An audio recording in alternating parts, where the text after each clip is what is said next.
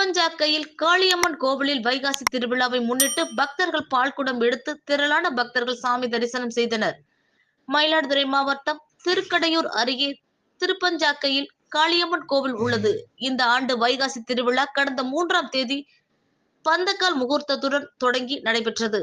அதனைத் தொடர்ந்து தினமும் காளியம்மனுக்கு பல்வேறு வகையான அபிஷேகங்கள் செய்யப்பட்டு சிறப்பு அலங்காரத்தில் பக்தர்களுக்கு காட்சி அளித்தார்.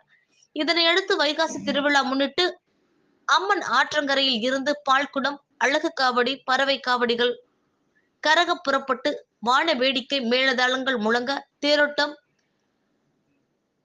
அன்னப்பன்பேட்டை மெயின் ரோடு வழியாக கோவிலை வந்தடைந்தது. இதில் பெண்கள் பலர் அருள் வந்து ஆடினர். அதனைத் தொடர்ந்து காளியம்மனுக்கு பால், இளநீர், பன்னீர், பஞ்சாமிர்தம் உள்ளிட்ட பல்வேறு வகையான அபிஷேகங்கள் செய்யப்பட்டு சிறப்பு அலங்காரத்தில் பக்தர்களுக்கு காட்சியளித்தார். அதனைத் தொடர்ந்து இரவு அம்மன் புஷ்ப பல்லக்கில் வீதி உலா நடைபெற்றது. இதற்கான ஏற்பாடுகளை கிராமத்தினர் செய்திருந்தனர். திருவிழாவை முன்னிட்டு செம்பனார் கோவில் போலீசார் பாதுகாப்பு பணியில் ஈடுபட்டனர்.